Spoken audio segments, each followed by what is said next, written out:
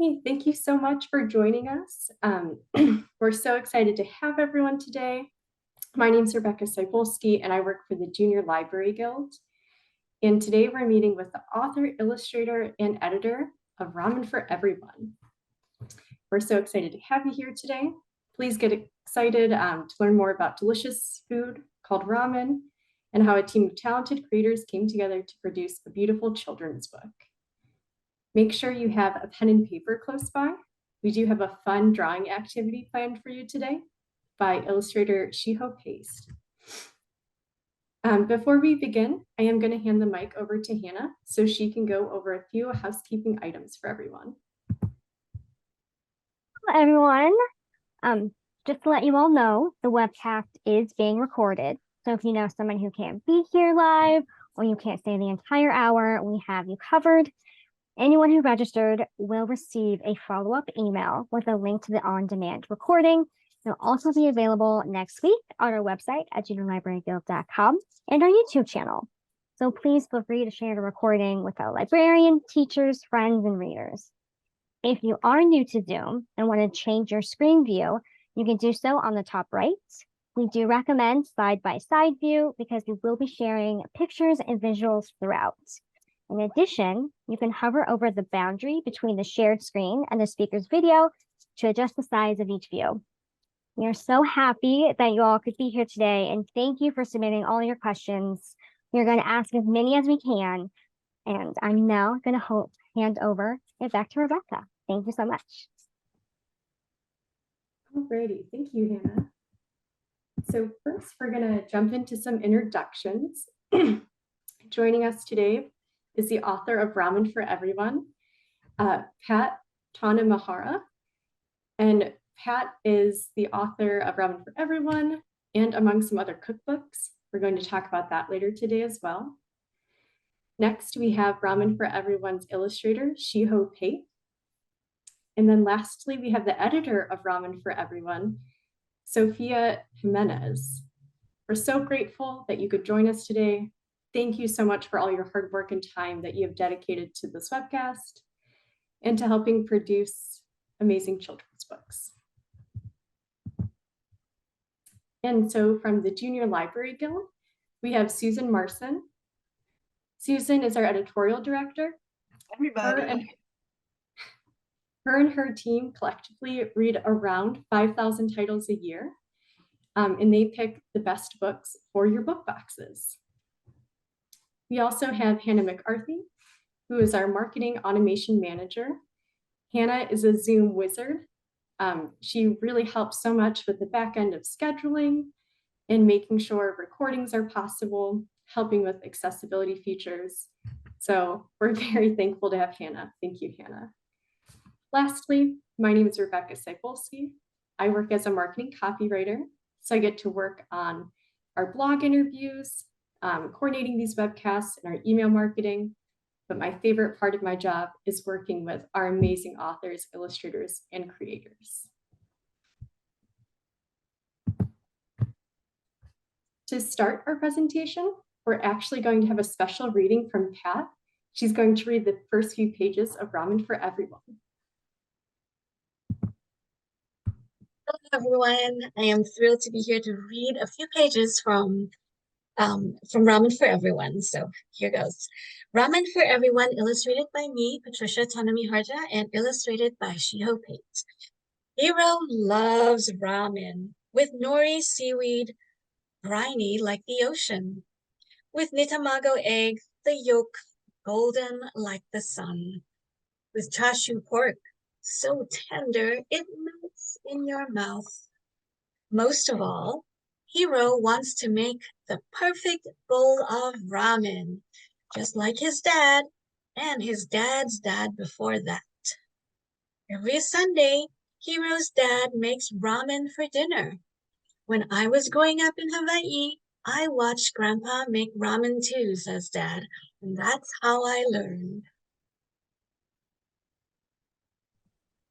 Thanks so much, Pat, for giving us a little sneak peek at your book.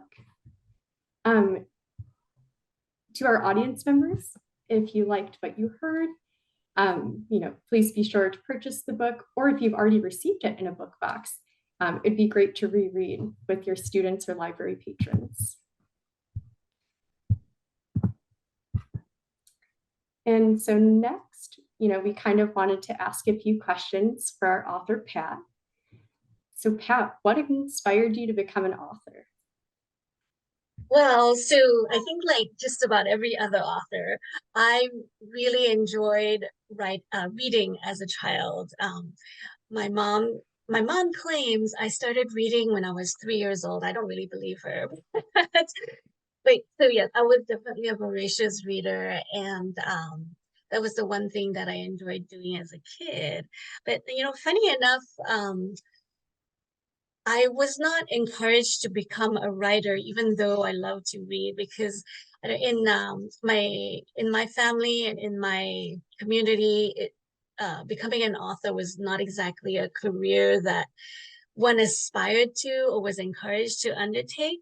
But I remember dreaming of what it would be like to be an author, and I really loved how books could transport me to a different place, and it just totally ignited my imagination. So I it was only when I came here to the US. So I was born in Indonesia and I grew up in Singapore. And when I came here to go to college, I was exposed to a huge variety of different careers that I could partake in. And when I was in college, I took a class in Scandinavian children's literature, and I really, really enjoyed it. And from then on, I realized that maybe becoming an author is something that I could actually do. And that really planted a seed in my mind.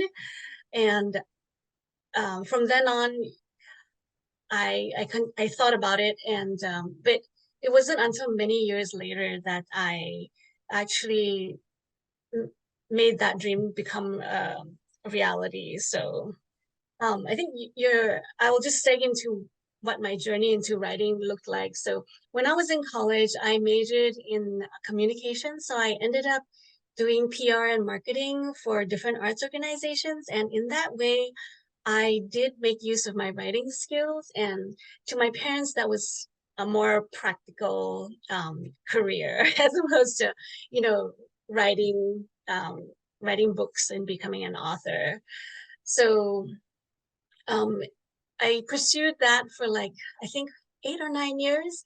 And I truly thought that I was going to make a career out of arts administration.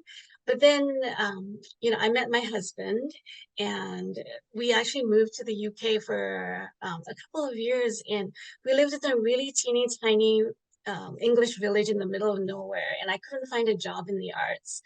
So I ended up taking a couple of online courses. So this was 20 years ago. It's a long time ago. And I took a couple of online courses in writing for children, and I found that I really, really enjoyed it.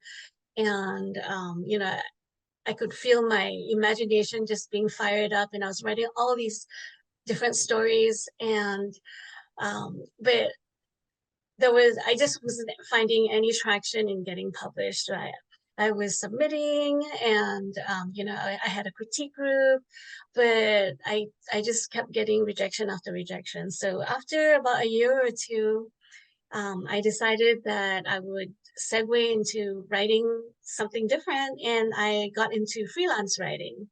So I started writing about travel, some food, and also about culture and lifestyle.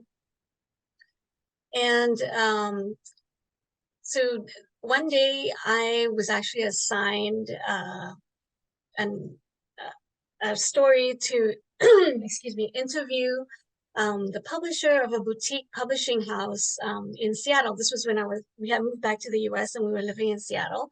And he told me that he always wanted to publish a cookbook about Asian grandmothers and their stories. And I totally jumped at the opportunity, sorry, to send him a book proposal. And and that's actually how I came to writing my first cookbook. And so there's another question about how did I decide specifically to write for kids? So I've always enjoyed being around children.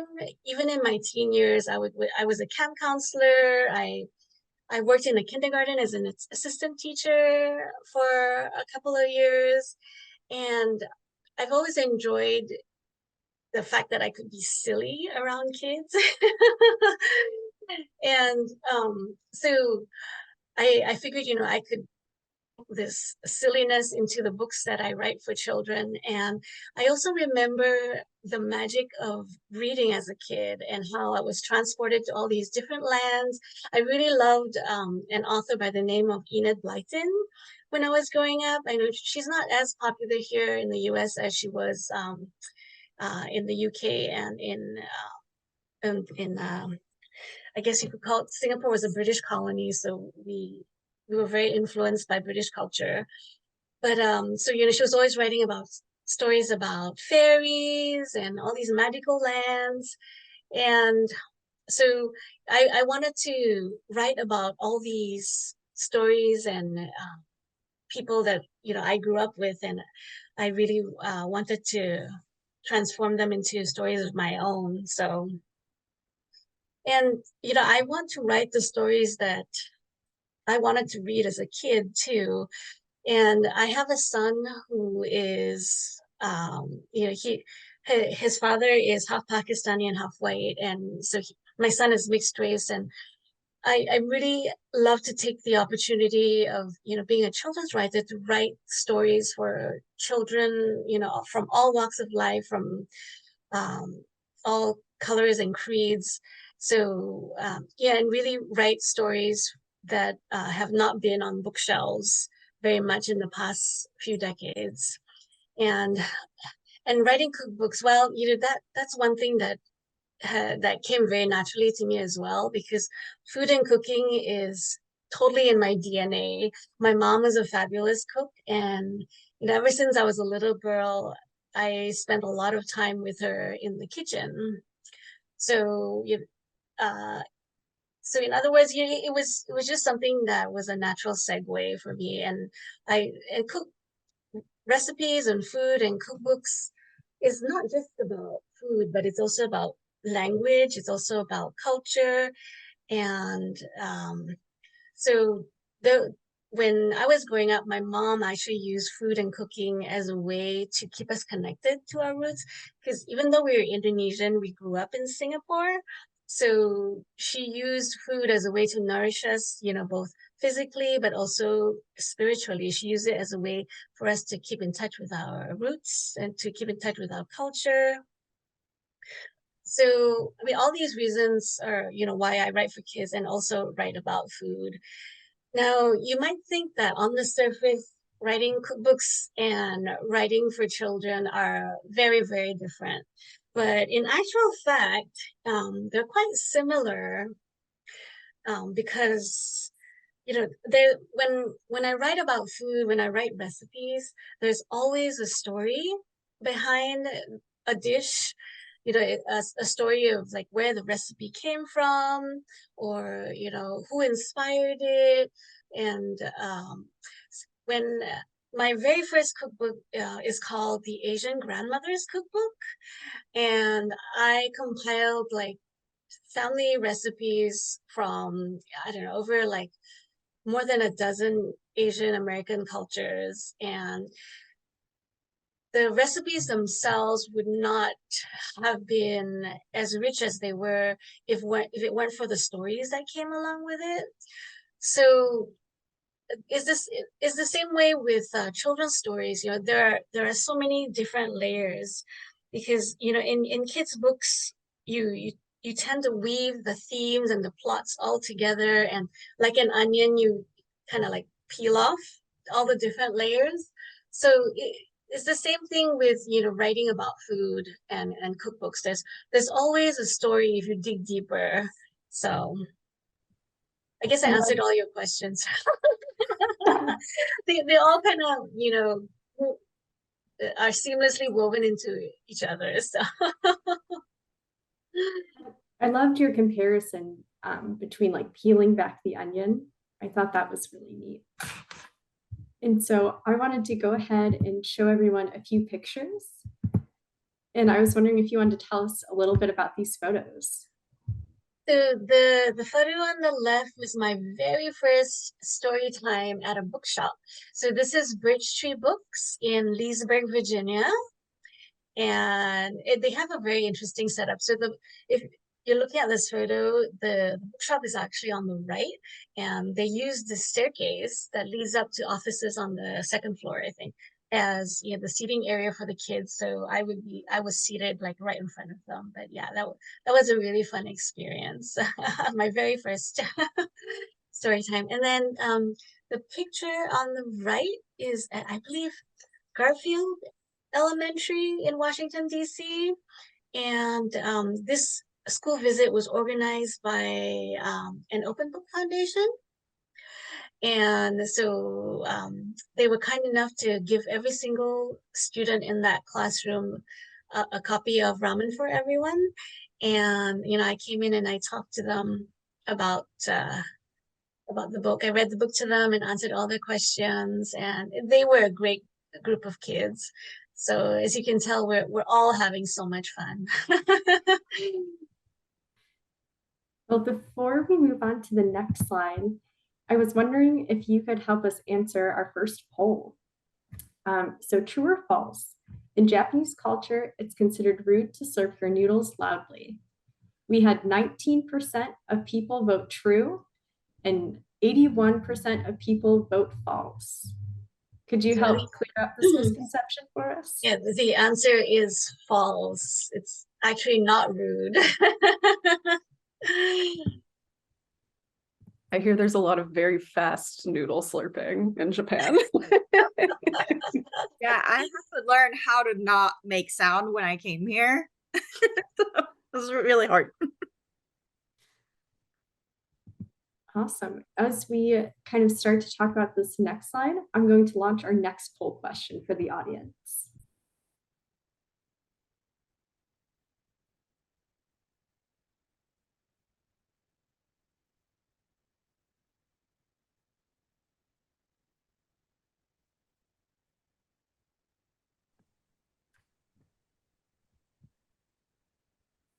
And then Susan, if you want to take. I'm fine to go ahead.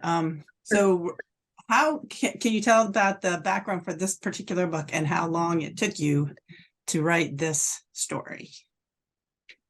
So I first started writing this story. My working title was Hero Ramen Chef. And the seed of the story came about in 2013, 2014.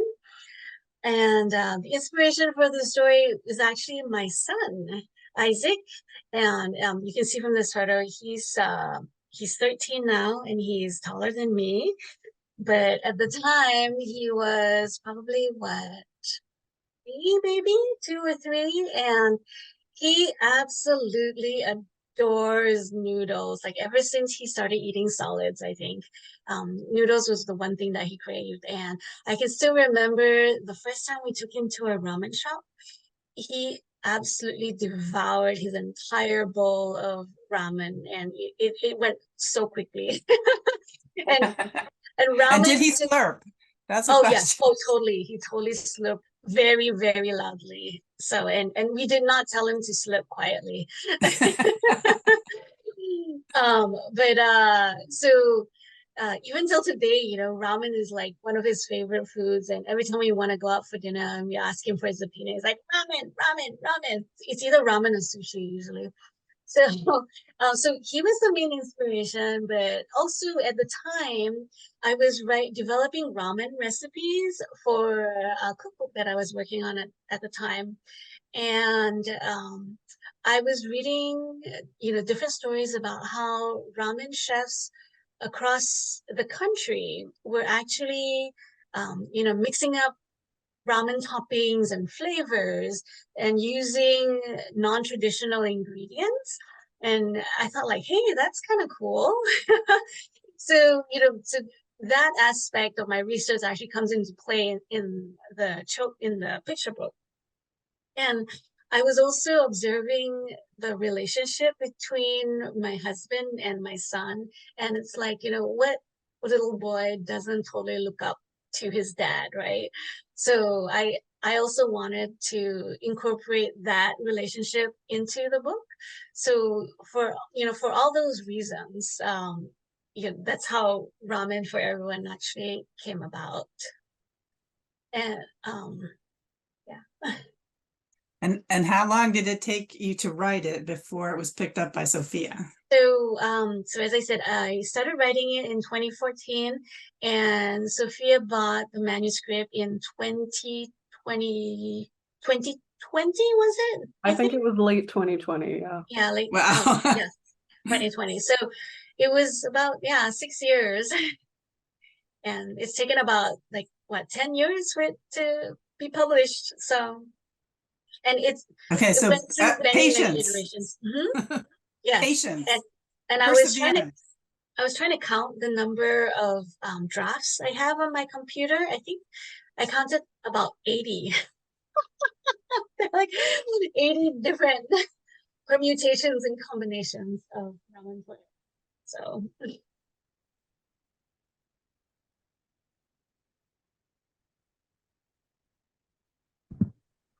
So, Sophia, kind of before we jump in, I did want to talk about the second poll. So if our panelists could help us answer this question, true or false, ramen traces its roots to a Chinese noodle soup dish that was brought over with the Chinese tradesmen in the 19th century. We have 84% of our participants who said that was true, and we have 16% who said it was false. Can someone help us answer this? the answer is true. True, okay. We've had the majority so far for both poll questions, so I think everyone's doing pretty well. And Sophia, while Susan kind of starts on your side, I'm going to launch the next poll question.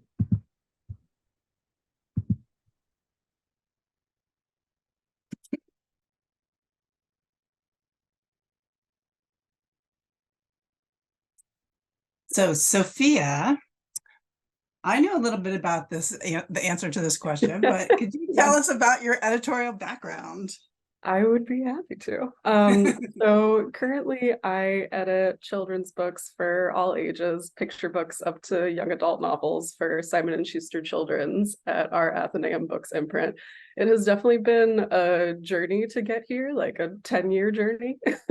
I first got interested in the publishing industry in college after doing a research paper on how basically the messaging in children's books has changed since the first stories specifically geared toward kids were published in like the mid 1800s. Just doing that project really brought home to me how much books can make a huge difference to people from the time they're kids in like how they see the world and their own place in it, and how much books have made a difference to me that way. And it was really just the idea that I could be part of something like that for other people that drew me toward the book industry. The first job I landed in publishing, even though children's books were what sparked my interest, was actually at Simon & Schuster's flagship adult imprint as an editorial assistant, working mostly on nonfiction.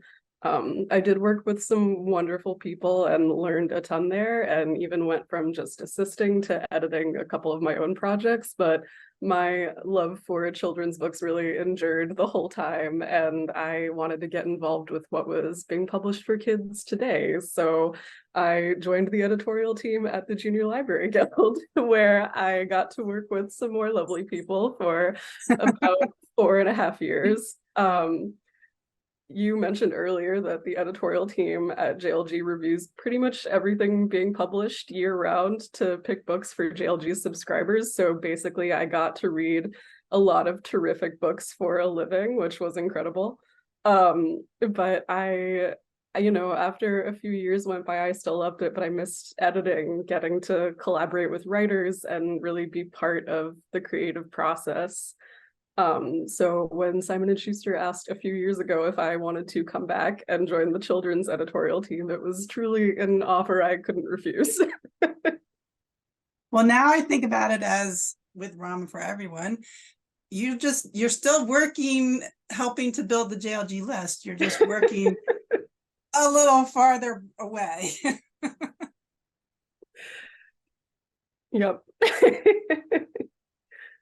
So what is your role in the publishing process? How did your purchasing the manuscript, how did you turn that into the book?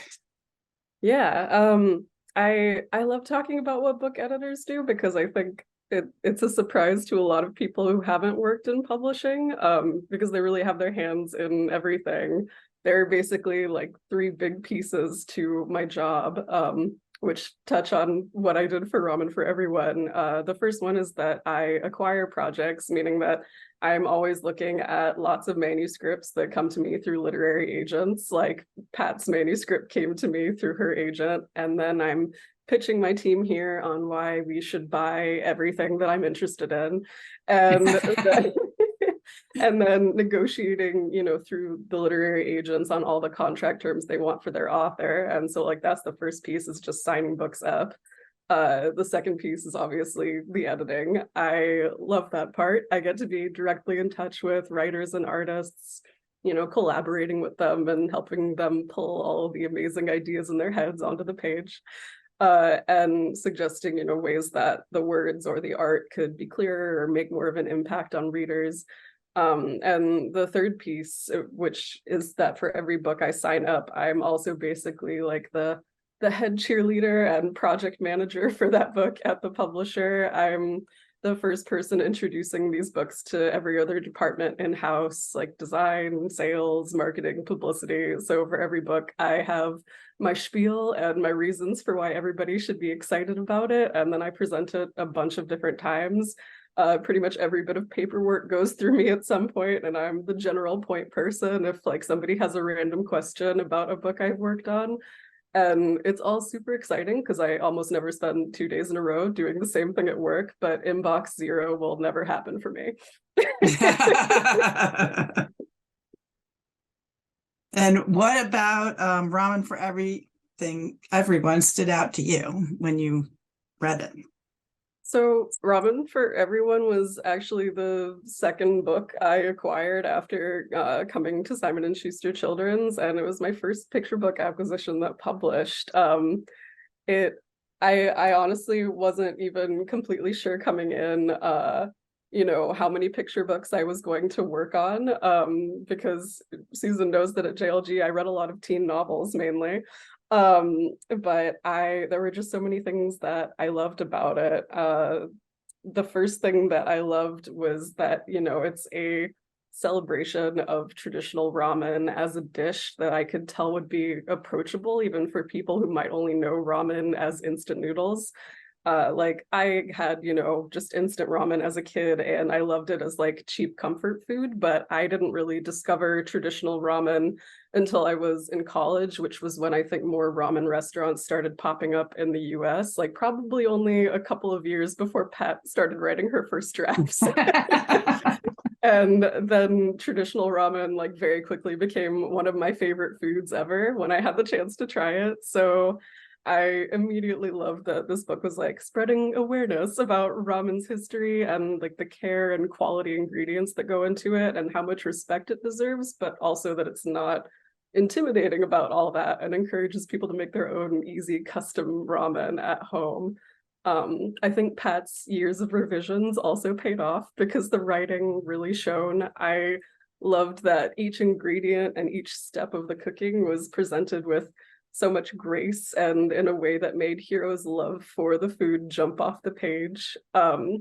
I was immediately thinking about what the art could add to the text that was already there instead of being confused about what was going on or thinking of other things that needed to be said. It felt like everything essential was already there, which is a really rare experience for me as somebody who reads a lot of things. And I think the last piece that made me fall in love with it was that, you know, it was not only a story about food, but also just this really sweet, wholesome story about a kid who just wants to be like his awesome dad, and his dad supporting him even when he doubts himself. Yeah. Well, we at JLG loved all of that, but also there's so many books up for kids about kids learning how to do something, where they go from not knowing how to do it to being really great at it in just a heartbeat. And this one required persistence. And I also completely related to it personally because my family put up with a lot of foods that I made for them when I was learning to cook. So besides beautiful illustrations, all the things you said, those were qualities that we liked at JLG. So how did you find Shiho to illustrate it? So adult publishing is a bit different. This was a learning curve for me, but as a children's editor specifically, I work really closely with our design team to find artists for the covers on novels and for picture book illustrations. And then it's part of my job to, you know, weigh in on the direction of the art as it develops. So once I had Pat's manuscript, I knew I wanted to find an artist who could do great food art, obviously, and whose art also had a sense of warmth that would help these lovely scenes between Hiro and his dad come through. I was also hoping to find somebody from a Japanese background who might have their own childhood connections to ramen and who could see the story from like that kind of personal angle. And around that time, like things just aligned because Shiho's agent, who I wasn't in touch with at all at that point, happened to send out an email to some of my editor colleagues about her illustrator clients, and there were samples from Shiho in there. So I found your online portfolio through like the email grapevine. And I remember there was this adorable sample piece in there of a little girl with her mom in the kitchen. And I was just like, yes, swap the genders and this is the book. Nice. So I looked at Shiho's portfolio in a meeting with the design team, and we had like a couple other candidates, but everybody agreed that Shiho was our favorite. And I checked in with Pat, who loved Shiho's samples too, and then reached out to her agent, and the rest is history. Yeah. Nice. So Sophia, our next poll question asks, true or false? Sophia made Pat's ramen recipe before handing the manuscript off to Shiho. 88% of our audience said it's true. 12% said it's false. Can you help us out? Yep. So I already spoiled it. But yeah, that is true. It was part of my process of editing the manuscript, and it was either happening like before I handed it off to Shiho or like very much right at the beginning of that process. Because like I said, the story had all the essential beats, and I wanted to make sure that the recipe was, you know, easy to follow even for like an amateur like me, and it would and it would turn out delicious, and it absolutely did. I was like, you know, maybe like tweak some of these directions for kids and that kind of thing, but delicious from day one. Nice. Thank you so much for sharing, Sophia. I think you offer a really unique perspective that sometimes we don't always think about when books are being produced. So thank you for being here. And it's so great that you were a part of the Junior Library Guild in the past. I think it's a nice full circle moment for everyone. Yeah. So we did talk a little bit, you know, about how you found Shiho to illustrate this children's book. And so Shiho, we kind of want to talk about your past as an illustrator, what drew you to illustrating, and why you have a passion for books. Yeah, thank you. And then Sophia, I was so happy to know that the illustration about the mom and the daughter you thought was amazing, because that's actually my mom and me, and I used to watch my mom cook. That used to be our pastime, and I'll get hungry at like 5:30 and I would be like, Mom, when's the dinner? And she would like plop in like, you know, some food that she made on the way. So that, yeah, I'm so happy. So that was a great so sorry, back to your question. What drew to my to illustrating? So kind of like Pat, my mom was always reading to me since I was a kid, and my mom was actually part of this children's book making class for fun, not professionally. So I always Wow. watched my mom make children's book. But I was always doodling, and I lived in UK, and then I moved to US when I was in high school, and my English wasn't great. So I was like kind of doodling and be like, hey, where's the bathroom? Or like, I will use that as a tool to communicate. So that I think that's where it all started. But I always thought that I was gonna be a dolphin trainer. So I didn't like my career didn't start until like after high school. Yeah. Two very different ambitions, dolphin training, illustrator. Have you illustrated any dolphin books before? Or is that I still sh- on your to-do list? yeah, I should. I should. I was obsessed with it when I was in middle school and high school. Like I went to like all the aquariums and like took notes. I still have those like research notes somewhere. So I should make that into Wow. a story. Yeah. So how would you define your artistic style then? And when you're illustrating, does it change based on the storyline? Do you already kind of go in knowing what you want to do? How does that work? I think so. I have two different, style is so vague, but treatments. So the more picture book like Ramen for Everyone, I use both traditional medium like Sumi ink and pencil, and then Photoshop. But more like nonfiction or graphic novel, I always only use Photoshop, and it's very line work heavy. So that's two different treatments.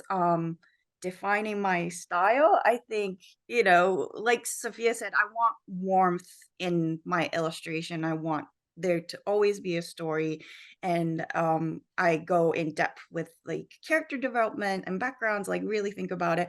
So I hope that comes through, and whatever the kid can just like lose them in the story or illustration, that will be my main goal, because I used to be obsessed with just looking at like all the details in the illustration and lose track of time. So yeah. I think that definitely comes through in the story Ramen for Everyone. I think the food especially, and we'll look at in a few slides, the process of cooking the food and those illustrations, how those came through really nicely. So kind of focusing on your art, what message do you hope to convey to your readers? And I know you'd mentioned before that you use art to communicate, especially like when you first moved to the US. So can you tell us a little bit more about that? Yeah, I think, yeah, the message, kind of like what Pat said, I want to create stuff that I want to read if I was a kid. Again, when I moved to UK, that was when I was 4 years old. And I didn't know, at that time, I didn't know where I was going, right? Like I would just go with my parents, and one day there's like kids with like blonde hair, blonde hair and blue eyes, and I'm like, where am I? So I think the book, and my mom was so smart to like ship a stack of children's book, like Japanese children's book, with us. And whenever I felt lonely or just wanted to like just exhale, I would just read, and just like escape into that comfort zone. So I just hope that I create books that does that for kids, so they have their own space and like own like center ground space. That would be a dream come true. And then yeah, using art to communicate. I kind of talked about it already, but yeah, that was my main tool, and I never stopped doing that. And yeah, I used to work in game industry as a game artist, and that was a different way of communicating with art, right? And I did anything from UI design and interface design to character animation to game integration, and it was all like visually communicative, but in a very different way. So I like experimenting with that, and in books I get to do that with like hand lettering, book design, and illustration all at once. So yeah, I don't want to always do the same thing. I hope that answers the question. I like that you have a background in game design as well. I think that's super interesting. Oh, that's so fun. I miss it. Are there any characters the audience might know or any characters we should look out for? Not characters, but there is a game in Nintendo Switch store right now called Color Zen. It has no characters though. It's all about shapes and combining the colors. And it's a puzzle game. But that was a game that 5 or 6 of us created in a very small indie game studio. And yeah, it's still sold to this day, which is so rare. So yeah, colors, and if you want to relax and have fun with colors. So I'll definitely have to look into this. thank you. There's also like a Spotify soundtrack because the music is so good. So if you search for colors, then I think it should come up. Thanks so much for sharing. On this next slide, we're actually going to look at some of Shiho's illustrations. And then I think, Susan, if you want to kind of start with this one. I love how physical and active the illustrations are here and coming up. Where did that come from? Was that in the manuscript? Was that a coordinated thing? Was that you, Shiho? Who decided to make it so active? Yeah. I think when I read the manuscript, there was definitely art notes, right, Pat? That what Dad is supposed to be doing. I just leaned into this kind of manga superhero anime style because I grew up reading manga, so I was like, oh, this is my chance to make Dad look like a superhero. And this is like from Hirokun, the main character's point of view as well. Like that is so cool. Like he's that is like know how to do it and he looks like a superhero. So I think I presented that sketch to Sophia, right? Okay. She's not. Like this was not a specific note that I gave Shiho at all, but then when the sketches came in, I was like, wait, this is perfect. I love it. It really does make it look like a superhero. I was going to say, this is exactly how I envisioned it as well when I was writing my text. The mind meld is amazing. Yeah.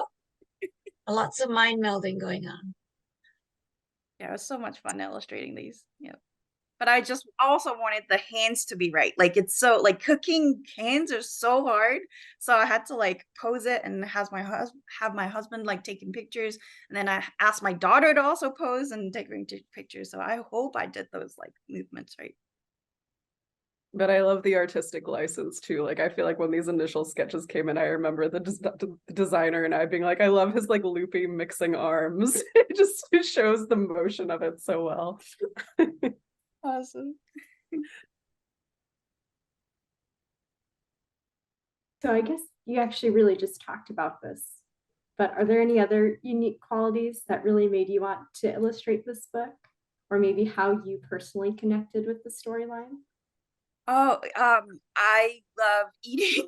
I think as soon as I saw the title, I was like, yes, sold, because I don't know, I'm obsessed with like eating and especially ramen because my mom's from Hokkaido, which is like the very head part of the Japan, and it's known for ramen is one of the popular dishes there. So I instantly connected and I always cooked with my mom and I cook with my daughter as well. So, you know, and like I think Pat was saying, or Susan was saying, you know, I give my daughter a chance to like cook and then fail sometime, and then we'll still enjoy eating. And that story is so true and honest, and I love that, and I connected that way. So yeah, the joy of cooking. Yeah. So our next poll question, it asks, true or false, some restaurants simmer their Tenokusu ramen broth for up to 24 hours. We had 96% of our audience say that that was true, and 4% say it was false. Could anyone help us answer this? The answer is true, yes. Not all of them will simmer it for 24 hours, but a lot of them do it for maybe up to 10 to 12 hours. But this is specifically for tonkatsu broth. If anybody has had it before, it's a really thick, creamy broth. It's because they use lots of bones. So that's long simmering process breaks down all that collagen and all that good stuff. It makes it really thick and creamy, but that's why it's so tasty. 24 hours. Wow. Yeah, but the recipe in the book doesn't require you to simmer broth for 24 hours. Don't worry. Oh, good. Okay. So the book includes both Japanese and English. I'm really interested in how that came about and how you edited it and proofed it. And that is a question for all three of you. So that's all Shiho. I did not include any Japanese words in there because I'm not Japanese, so I kept it very true to my experience with ramen. So yeah, that was all Shiho, and she did such an amazing job. Yeah, and similarly, like not a specific note that I gave, but an idea that Shiho kind of introduced when she turned in sketches. And then I was like, these are such a great addition, like to the action of it, especially because like I did ask you to like translate a few of them, like with the noodles like squelching, and you were like, yeah, it basically just says like squelch but in Japanese. And I was like, that's perfect. But yeah, and then we did talk about how to proof it because we didn't have, you know, anybody like in-house necessarily who was up for that. But then you had your mom check it if you want to talk about that. Oh, that's awesome. Yeah, I literally sent I think sketches, and then I was like, Mom, can you make sure these are right? And she's like, okay. So that was it. Because your mom has also like taught Japanese language before, right? Yeah, she volunteers to teach Japanese to people who wants to work in Japan. So yeah. I used to teach second grade, and kids are very interested in other languages. So I think any kid will be interested in this.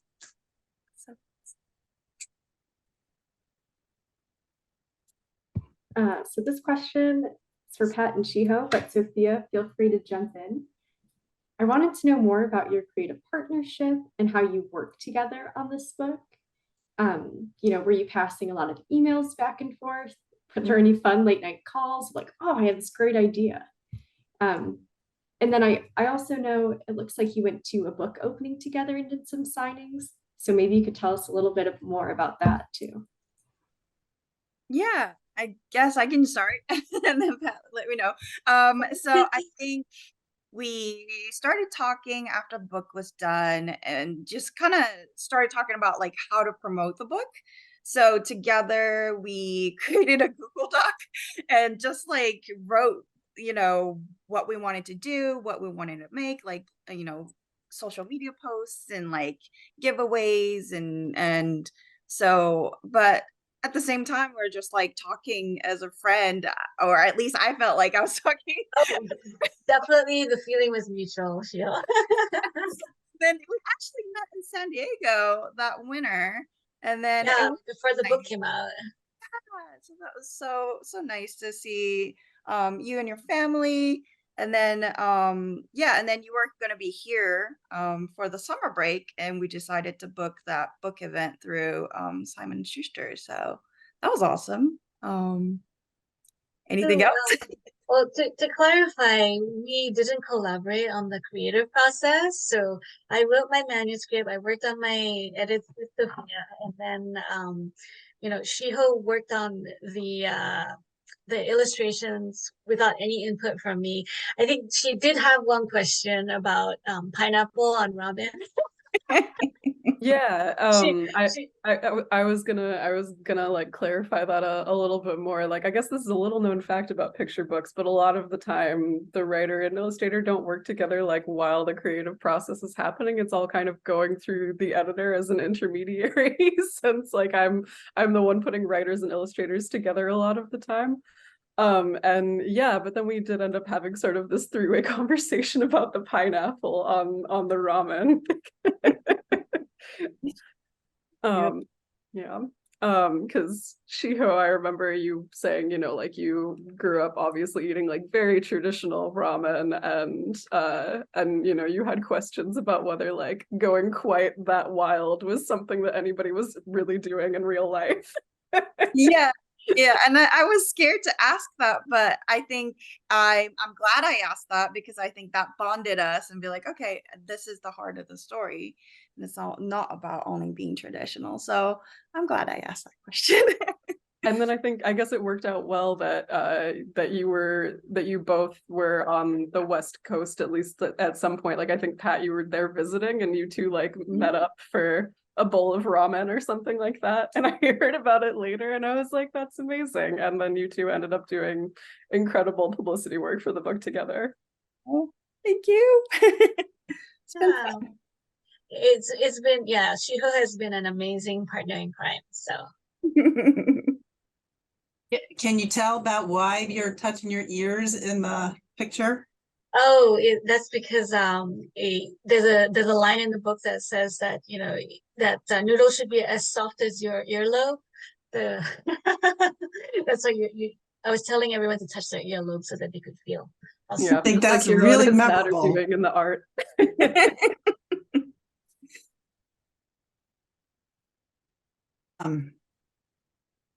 So this picture on the left here then, is this your first book signing, or do you remember what this is from? That was from our one and only joint bookstore event together, and it was at Once Upon a Time bookstore in Pasadena, California. Yep. Yeah. I liked seeing this picture and this illustration side by side, whether you meant to or not. They are very similar.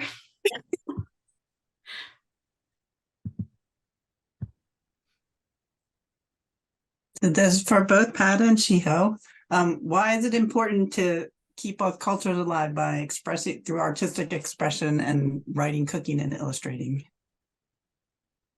Yeah, well, I think that our culture is just so much a part of who we are, especially for immigrants. You don't live in your motherland.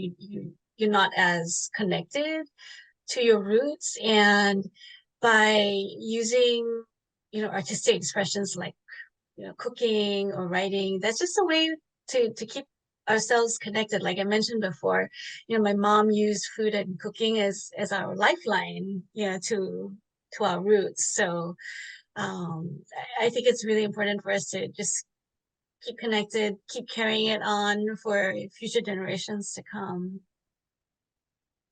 Yeah, I echo that as well. Like my daughters, never lived in Japan, but we cook and read books about Japan regularly, and that helps. And not just to Japan, like her classmates are from New Zealand or Sri Lanka, and it's just great to know different cultures, right? Because you're not in this bubble. So yeah, it's just nice to keep learning and sharing. Do you have ideas of how students or kids can keep their own traditions?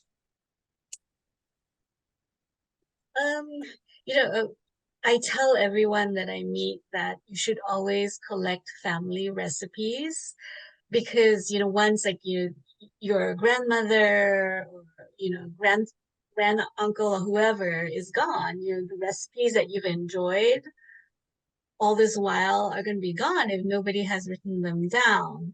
So I think there was an activity that we had laid out was it Dynamic Book Duo? Was that right, Shiho? There's a blog that we did a blog post on, and there was an activity on there that I had come up with for cooking with your family members, especially during the holidays. It's a great time to cook with family members, be it an aunt or grandparent.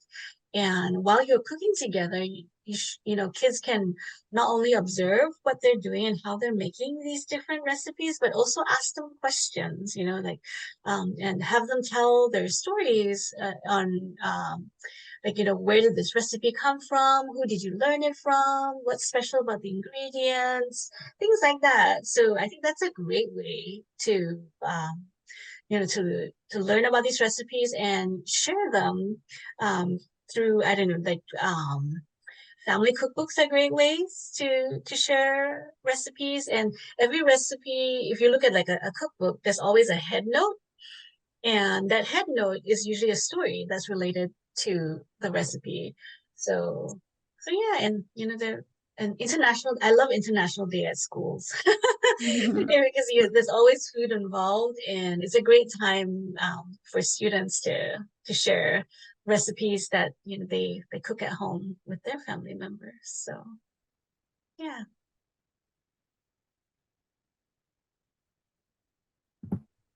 So I feel like this is the moment all of our librarians have been waiting for. We've had dozens of questions on how everyone on this call prepares their own ramen. So I thought it'd be fun if Pat, Shiho, and Sophia wanted to go around, talk about your special ingredients, maybe your special process.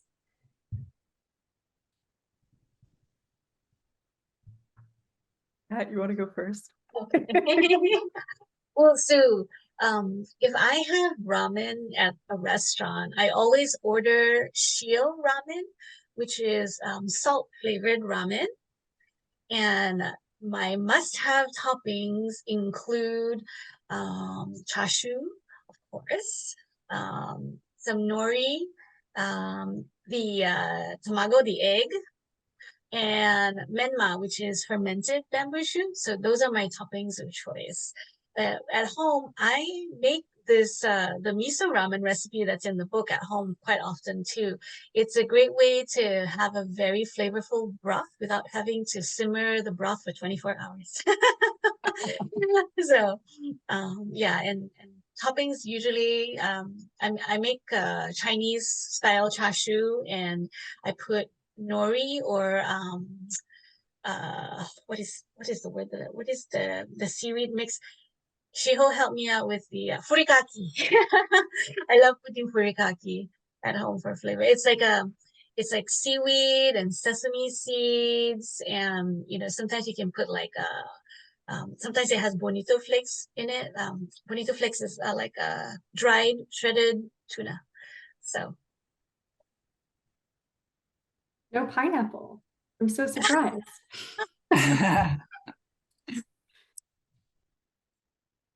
Shiho, would you like to share what your ramen dish looks like? Yeah, so I grew up eating miso ramen.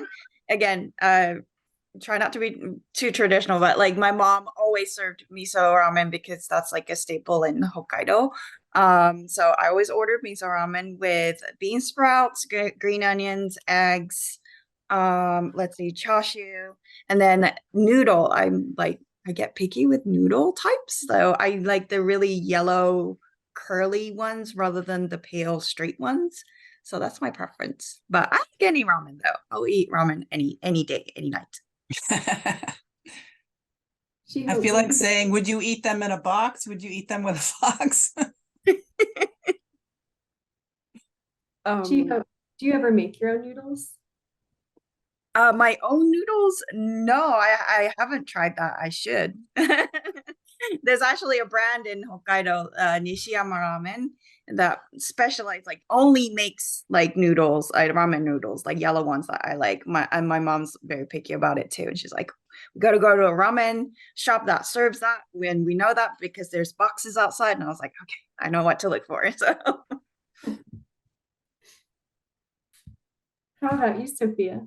Yeah, for me, my absolute favorite ramen to eat is probably tonkatsu, the pork broth ramen Pat mentioned with the poll question earlier. But exactly like she said, cooking that involves simmering pork bones for hours, and I'm not nearly as patient a cook as Hiro's dad. So because of that, I didn't used to think of ramen as something I could make at home, but honestly, this book changed that for me. So my favorite ramen to make at home now is Pat's miso ramen recipe that's in the book. Nice. Yes. I honestly, like, seeing how much like the shallots and ginger in there changed the flavor, like game changer. For the toppings, I switched them up a little, but soft-boiled egg and seaweed are musts for me, and pork is still probably my favorite meat to add, but I'm pretty basic with it. I just like fry it up in a pan with some sauce and then add it to the broth. We had someone Somebody in the chat mentioned putting lime in, which I'm gonna have to try sometime because I'm half Mexican. We love putting lime on everything. We had one audience member say that this is a very yummy webinar. Oh, we also had someone say they actually add hot sauce to their ramen. I know in ramen places they often give you like a little chili flake mix that you can add as well. So quick, You can add whatever you want to your ramen, and it's like, yeah, everything goes, right? So Pat, quick question for you. Our next poll question, it says, how many times did Pat experiment before coming up with the ramen recipe at the end of the book? 0% of people said 1 time. 15% of people said 3 times. We had 43%. Oh, no, it just became a tie. We had 42% of people say 5 times. And 42% of people say 10 times. oh wow. So I must admit that sometimes when I am developing recipes, it can take up to like, 8, 9 times for me to perfect a recipe. But actually, if it goes beyond that, it's a recipe that I should not be including in any cookbook or any magazine. But so no, it took me about 3 times to perfect this recipe. So at first, I was trying just basic broths with soy sauce and salt, but I decided on miso ramen because, as I mentioned before, it was the easiest recipe to make it a full flavored broth that anyone could make and enjoy at home. So yeah. So thank you for sharing. And thank you everyone for telling us about, your special bowls of ramen. And we'd love to hear more about what these photographs are from, Pat. So when I was in Seattle over the summer, that's where my family lives. So I was visiting them. I did an event at a ramen shop called Oink, and so the chef, his name is Chong. So Chef Chong, he was a really cool guy, and even before I could ask, he was like, "Oh, I'm gonna make a special bowl of ramen to commemorate your book." So he came up with Heroes Special, which is what you see on the right. There's like pineapple and there's like Parmesan cheese in there. So like a nori and all kinds of yummy good stuff that's all been inspired by the book. And the bowl on the left is a noodle bowl that my son Isaac actually created. So as I mentioned, Chef Chong is so cool that he invited my son to cook with him in the kitchen. So my son's the 13-year-old with the glasses, and the other young man on the left is my nephew. But yeah, so both of them were invited to cook in the kitchen, and at the end of the cooking session, they were invited to create their own bowls of ramen so that they could put whatever toppings they wanted on their bowls. So yeah. I love that your whole family got to be a part of this. Yes, they did. They did. And so for our next poll question, it was a true or false question. It asked, true or false? At a ramen restaurant, it's okay to ask for more noodles if you have broth left over at the end. We had 75% of people say yes, it's true, it's okay to do that. And 25% of people said no, it's not okay to do that. What do you think, Pat? People can answer that question. Shiho. Oh, me. Oh, okay. Sorry. I was like chatting with people. Sorry. Yes, you can ask for more noodles. Absolutely. Pat. Pat? Yeah, you can. I didn't realize that until I don't know, I think a friend told me or something. I don't remember, but Yeah, it's called kaedama. Yeah. I'll have to what does remember this. kaidama mean? Kaedama, kae means like what do you call it? To switch, and then tama is technically a bowl, but like it can represent like a ramen noodle. So kaedama means like add more noodles. So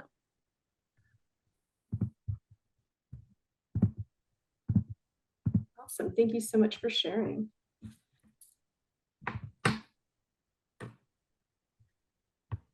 So Hiro does not succeed in making his first meal of ramen, but he perseveres.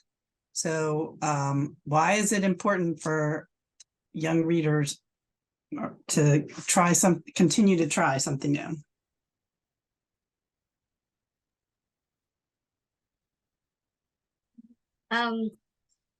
Well,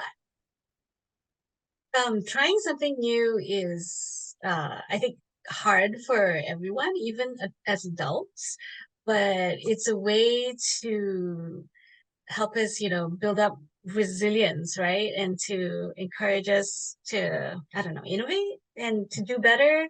And like my book not says, but the theme of the book is like, practice makes perfect. And if you don't just keep trying and trying, if you give up on your first try at the first sign of failure, you never get things done, and you never get to the point of seeing success.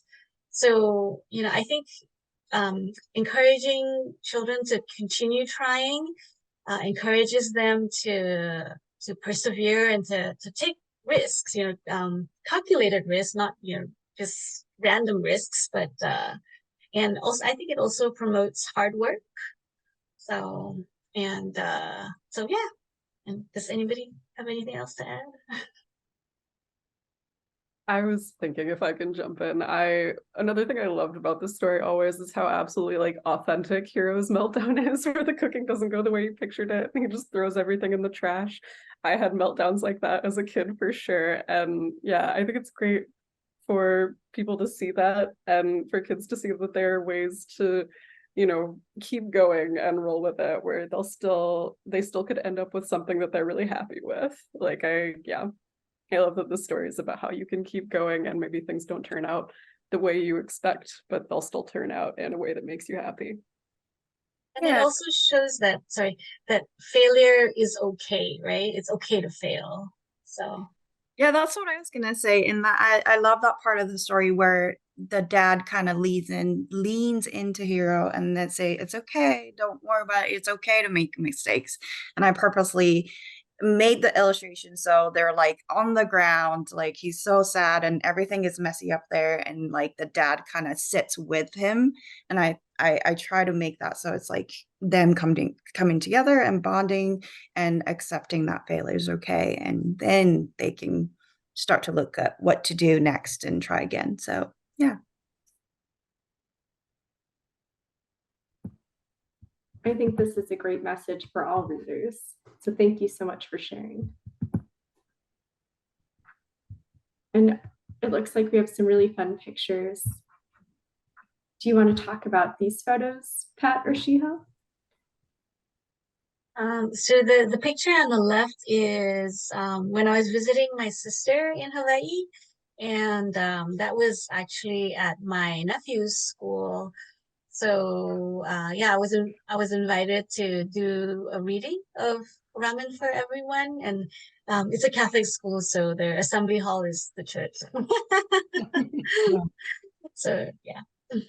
Yeah, and the picture on the right is, I was invited to do a book event at elementary school in Irvine, California as well. So they were so nice to like listen to me read, which I was like so nervous, but yeah, they were so nice. So I had so much fun. I love how you've gotten to share your book with so many other people and students. I think that's wonderful. So now we have something pretty fun scheduled. Shiho is going to do a draw along. She's going to teach us how to draw a bowl of ramen. I'm going to stop sharing and Shiho's going to take over. And, Yeah. and while Shiho is kind of going through how to draw your own ramen bowl, if anyone would like to put some ingredients in the chat that they'd like for Shiho to put in her bowl, feel free to do so, and I'll read it out to Shiho. Perfect. Okay. Ooh, sorry. I'm hoping that wasn't too loud. So this is where I get really nervous and I already have my hair up. So, okay. I'm going to try my best. So this is my Photoshop screen. I hope you guys can see it. And I'm going to try to draw a bowl of ramen. And yeah, like, so I am going to start with the bowl, and this is, it looks wonky because I draw like tilted because I draw my laptop like this. So sorry. But yeah, I start with the bowl itself, and I totally failed yesterday when I practiced. So I'm cheating by this like mirroring tool that is so handy, but I usually don't use it. But just to make, sorry, it's not straight. So this is how I draw my bowl. So usually the ramen bowl has a little bit of lip right there, and try to make it as symmetrical as possible, and then also have the bottom bit. So that's, I'm gonna turn on my symmetry now because I want to free hand my noodles, and it kind of looks like a cloud to start, but it's not. And that since Halloween's close, it kind of looks like brains, but it's not. I like my noodles really curly. So I add a little bit of noodles here and there. And this is where I need your help because I left that room in the middle to start adding ingredients for or toppings to the ramen. So if you have any ingredients you want me to draw, let me know. So far, we have a request for an egg and then a Pocky stick. I was hoping someone would go in that direction already. Yes, every time I do a book reading or book event, kids go wild with ingredients. So I love that Pocky. So for the people who don't know what Pocky is, it's a snack. I think it's a Japanese snack, and it looks like this. And it's like biscuits, like really long biscuits. I hope I heard it right. Pocky, right? With like chocolate Pocky. coverings. Yum. Yeah, chocolate coverings, or they have strawberries, cookies, and cream. So, okay, that's already getting interesting. Any other ingredients I can add? We have a request for broccoli and spinach. Okay, healthy. I love that too. And I was telling Sophia, since she's wearing the avocado shirt today, a lot of moms always ask for avocados in them, so I like the healthy option. So broccoli, and let me do spinach. Spinach. I don't know if this is a spinach. Looks close Add, enough. okay, I'll pretend that it's cute, and ignore the spinach. Okay. Any more? I know Pat likes memma, so I will add that. Memma again is the bamboo shoots. We also have a request for scallions and nori. Yum. Okay. Nori. Scallions. So what I did in the book was literally like drawing C's. And if you draw a lot of them, it starts to look like scallions or green onions. Can't really tell, huh? Okay. But nori is easy because it's just a black rectangle. And if you add less black, it looks kind of shiny. Okay, and I think it's getting full, so I'm gonna wrap it up. Okay, let's see. We also have a request. Do you know any Japanese writing that you could put on the front of the bowl? Oh, yes, I can totally do that. Okay, so I'm gonna end with And with Hiro looking so excited to eat the ramen. And then he usually says, so this is the, we have a saying before we eat, which is itadakimasu. Itadakimasu.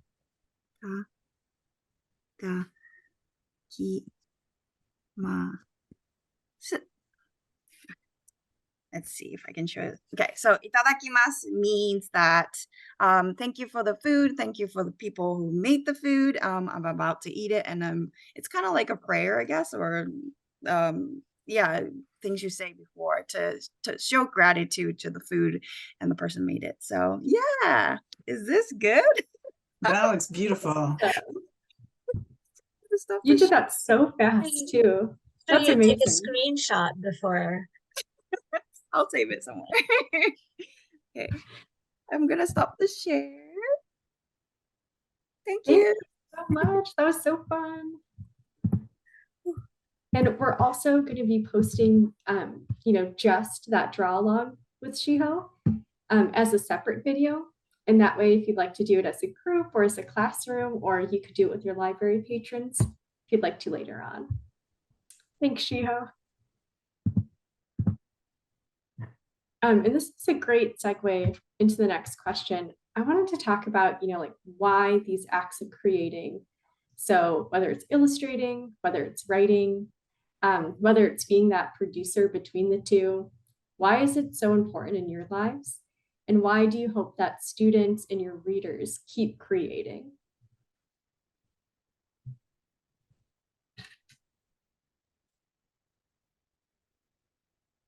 I think creating keeps me sane.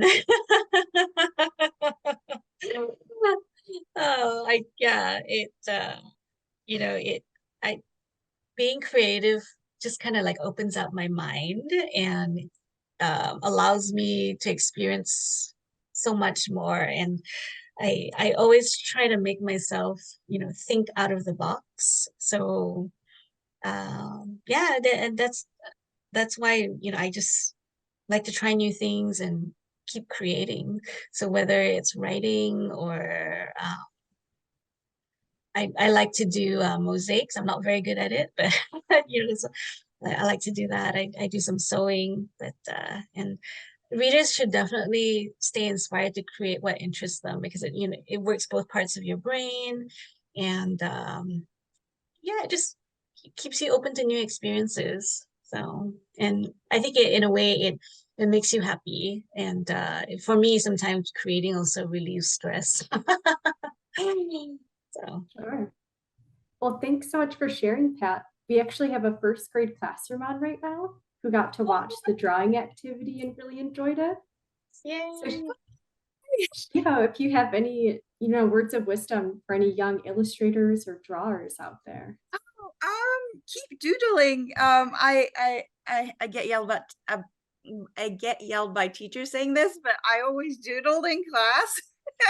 So just keep doodling, and I know especially a blank page can be really daunting and scary. So draw the edge of your, not test papers, but like when you're taking notes, like draw something on the corner and like start small, and draw your friends or someone, your imaginary characters. Like keep drawing something, and then have fun with it. Is what I would say, because that's what I used to do. Sophia, did you have anything that you'd like to add? I think Pat and Shiho covered a lot of it. I've always been pretty creative throughout my life. Like I had a time as a kid where I wanted to be an artist and doodle a lot, and I had a time where I wanted to write books, and then in high school I wanted to write songs, and like I didn't end up going any of those routes, and I just love helping other people with their creative projects. But I think whether you're sharing your creativity with anyone or not, I think finding the time to be creative is important for everybody. It's a great way to get to know yourself and your feelings and figure out what's important to you in life. Thank Thank you everyone for sharing. So next, we're kind of getting to the end of our presentation. I know we've gone a little over. Thank you to everyone who stayed on.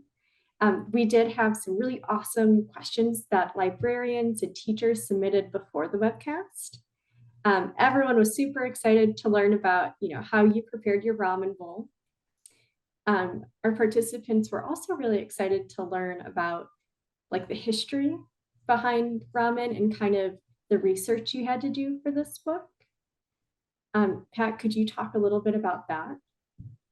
Well, in terms of research into the history, I don't think I did as much as I could have for this book in particular. I've done research on ramen for like other projects that I've worked on. But if you want to learn about the history of ramen, well, this in particular instant ramen, but Magic Ramen by Andrea Wang is actually a great book to learn about instant ramen, but it also touches on the actual history of ramen. So I think one of the poll questions addressed this, that ramen is actually an import from China. And some sources that I've read have said that the word ramen comes from the Chinese words la mian, which means like pulled noodles. So yeah. But I mean, I definitely did some research just to get to know a little bit of history behind ramen itself. We also had a question from a participant that asked, how often do each of you eat ramen? I mean, ideally every day. I never tired of it. I don't know, realistically, twice a month? Something like that. Is that too less? I don't know. No, that's probably about how often I eat traditional ramen. Yeah, so we go out to eat or have it at home. But if my son had his way, he'd probably have ramen every day too. So maybe that's your next probably same. ramen every day. Twice a month. And so Pat and Shiho or Sophia, is anyone planning more books with a connection to food, or a book that includes any recipes, any new cookbooks coming out? I actually do have an Indonesian cookbook coming out next spring. So that's in the works. And a lot of the stories that I've worked on or am working on all have some connection to food. So yeah, so the answer for me is yes. For me, I wish. I love drawing food. So if there's any book project that involves food, yes. But not at the moment related to food, but yeah. Maybe dolphins. Yes, dolphins next. And then we also had a question that asked, if my picky eaters are kind of hesitant to try new foods, how could I introduce them to ramen? Do you have any special tips or tricks for that? I can kind of say, because my husband's family from Alabama, and it took a while for them to even try Japanese food, and the way we kind of like ease them in, like especially my daughter's cousin, they're like what, 9, 10, 11, was, I think we didn't hide anything from them, right? Like we just ate Japanese food in front of them, and eventually they were curious, and we made my daughter and her cousin made rice ball together, and I think that kind of eased them into introducing Japanese food. So just like definitely don't hide what you're eating, what you're making, and then if they're curious, invite them to cook with you, is how I did it. But I don't know if that's always the right answer, but it helped us for sure.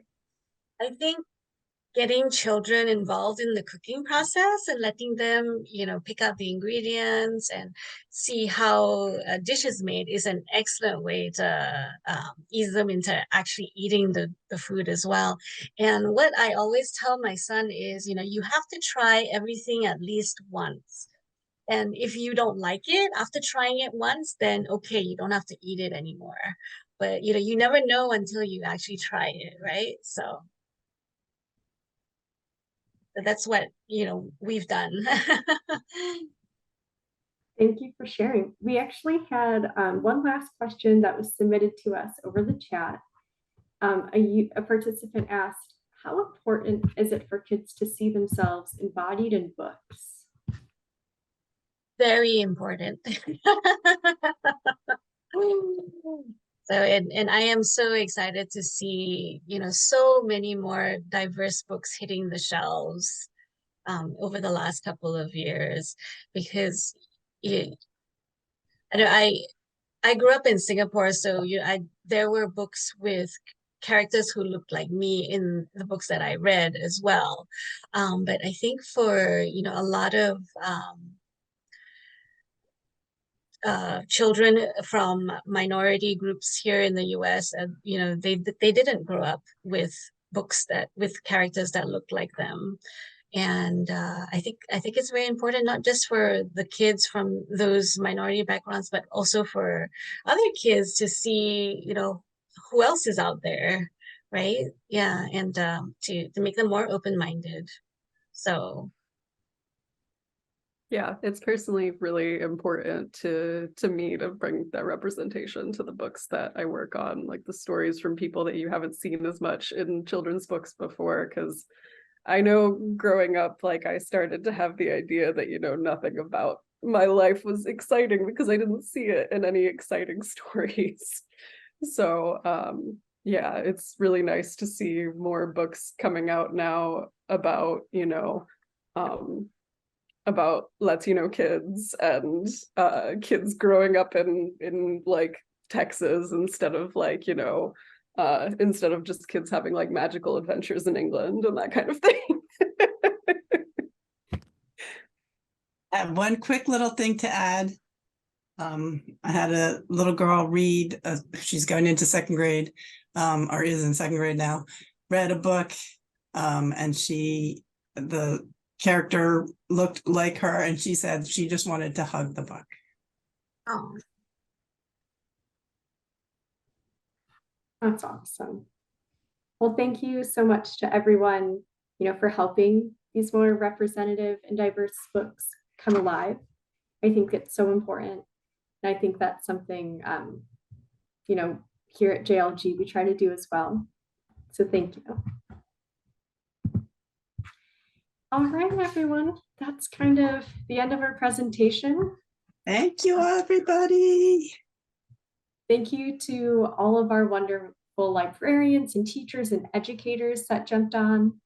And thank you so much to Shiho, to Pat, to Sophia for wanting to be a part of this, for all the time and dedication you put into this, your thoughtful answers and discussion. We couldn't have done this without you, so thank you. And here at JLG, it's our mission to get books into the hands of students and library patrons. So if you're on this call and maybe you're not a member of JLG, or if you'd like to learn more, you can log on to our website for more information, or you can send us an email, and we'll be sure to help pick the best books for your library. I'm going to turn the mic over to Susan for her last words, if she wants to say anything. Well, I just want to thank everybody the way you did, Rebecca, and it was so nice to spend time with all of you. And read Ramen for everyone.